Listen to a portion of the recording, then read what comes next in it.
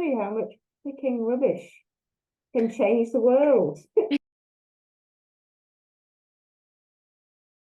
I'm Helen Latham, and I'm speaking to McKenna from my home in Whitley Bay in the northeast of England, in the United Kingdom. So when I met McKenna, I think that's probably the best place to start. McKenna and another sister from the church joined a team that I'd created a couple of years ago called the Whitley Bay Community Clean Team. And she just popped up and said, I've come to join you. And I said, great. And I just remember I was so inspired. I cannot even express how inspired I was after coming there and going to the litter pick for the first week and just seeing how people from the community just came. After the first time, I was like, this is the most amazing thing ever. And that was something that I looked forward to every 2 weeks. I was like, oh, Saturday, we're going to go litter picking. And then we had a moment to chat, and I learned that she and the sister had come from the local church, the Church of Jesus Christ. And I said, oh, that's really interesting. Can we get together and have coffee? And I'd have the coffee to chat to you about your faith and about why you're here, because I know you're obviously not, you're obviously on mission. So we did that. And then McKenna was asking me how the team started, why it started. And I suppose to track back, it was partly a response to, not being able to do a great deal during the lockdowns when we had COVID, because I like walking, but where the footpath where I live, there was often, some litter and rubbish left by people. And I started to collect this so that the place looked nicer. And I thought, well, this is something I can do to make things nicer for me. I'd enjoy my walks more, and the people I met on the walks while I was doing this seemed to appreciate it, and we got chatting.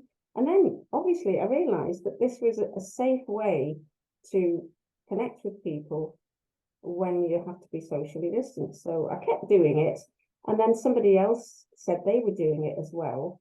So we got together and we made a team. We thought we'd be laughed out of town, but we've now got 600 people on Facebook who've joined. Now, for me personally, my own faith is that I think it's really important that we take stewardship of our world, because it's a gift and we should be taking care of it. So it's not just for sort of, I want it to look nice. I think we owe it to nature to sort of remove things that aren't appropriate. And so if we're doing that, everyone else who's in the team gets that. They also, but they're not necessarily doing that from a faith perspective. It doesn't matter. We're all taking care of nature. And that's because I'm part of another group that I formed called Action for Happiness. Now, Action for Happiness is actually a worldwide movement.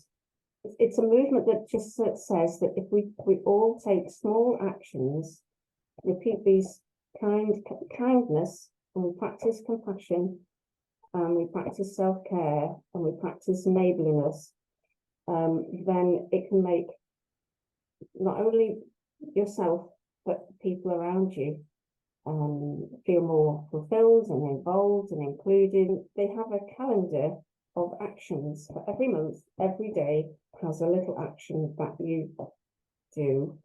And it could be like, say hello to someone you pass. Just say hello or smile. All really simple little things, but they add up. If it's a habit, then it can improve and increase your well-being and that of those around you. And if this is going on all around the world, I'm thinking, yeah, that's part of something really big and really constructive and helpful for everybody. And it's actually something that I think, as a person of faith, I hope I'm doing those anyway, but this movement it's secular, it's not religious, but it resonates so much with my own faith as a Christian, that I can't help thinking, well, let's just make this thing wider. And as a person of faith, the thing I realised and learned as a child is that no matter what happens in my life, the fact is I am a child of God. That will never change. That is the one thing I'm certain of. So this wonderful gift I have of being able to call myself a child of God, who's given me life, who's given me this life, this community that I'm part of, this family, this world, then my response to that wonderful gift has to, I can't help but be grateful for it. So if my gratitude needs to come out somehow, and I suppose it comes out in service. The Action for Happiness group, it's created a space that gives people a choice whether they want to take those actions or not.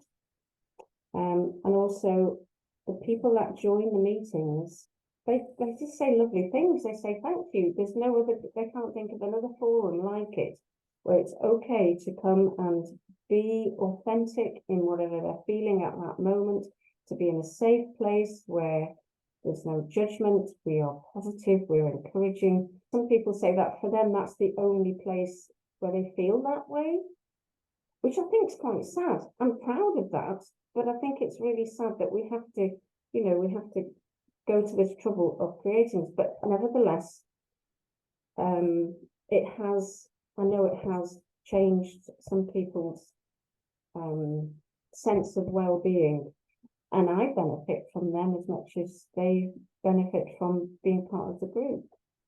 And it's out of that group that friendships have formed. Lovely, it's lovely to see that between one lady who is wheelchair bound and another lady who is able-bodied, and the able-bodied lady takes this lady to a swimming pool once a week now, and that for her is absolutely amazing. I've had no say in that. All I did was create that possibility. When people get together and you give them permission to be friendly and chat, these things will happen. I saw it online, and I was actually using the calendar in my work as a high school teacher, just to sort of nudge my students into thinking positively, because I know that mental health is something that you have to work at, especially with people going through adolescence, you'll know. So, and they would arrive at school, they'd come to my lessons, and they'd be, full of troubles, and I'd just say, here's a little thing to think about. How would that, what if you made somebody else smile today, or you gave someone a compliment? But they gave me permission to say, and what's today's action?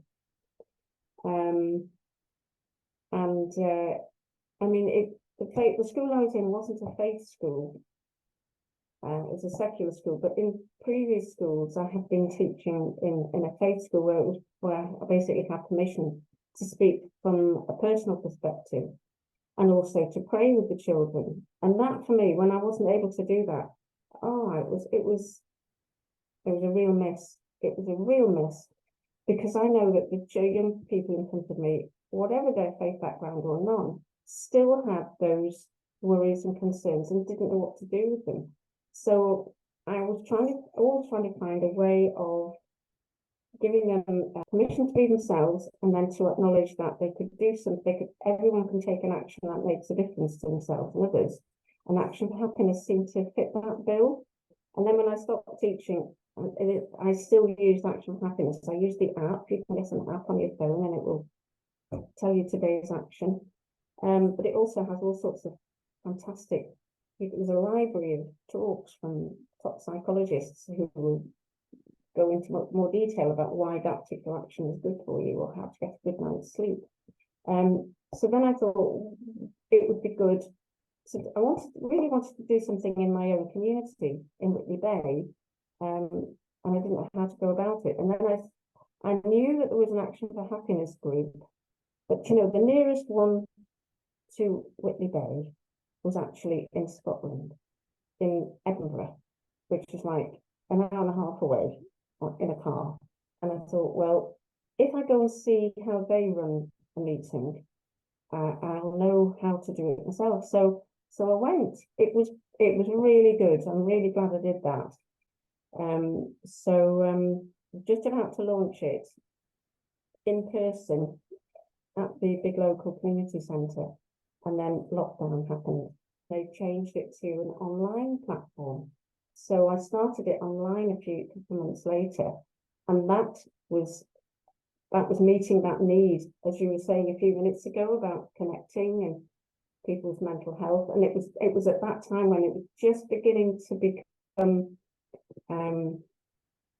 more socially acceptable or less unacceptable to say I'm lonely, or I'm struggling, or I've got low mood and I don't know what to do. And Action for Happiness was just sort of a little thing out there. There's two ways of answering that. One is, don't wait to find someone else who feels the same way. Just start it and they will come. It just takes somebody to say, let's do this. Or the other tack could be, find other people who feel the same way and do it together. And if you've got that feeling, then listen to it, really. So can I ask you then, what is it? What was it? What is it about that activity or making that choice that you think has the biggest takeaway for you? I think just getting out, like the importance of getting outside. Because I feel like there's so many people that have really good ideas, or they have like desires to serve. If they want to meet people, they're struggling. There's so many different reasons why someone might want to go do something. But and I'm the same way. I have so many ideas that just pop in my head all day long. They're just like popcorn. But it wasn't until I stepped outside and actually took the step that as soon as I did that, I was just filled. And for me, it was almost like a spiritual thing where I just felt so happy and so joyful, and something that I know and that I believe is that like everything good comes from God. And so being able to step into that community and just being able to serve just every week just filled me with so much hope and love in the spirit. And it was something that you don't get a lot of places, and so I think that's really what sparked it for me.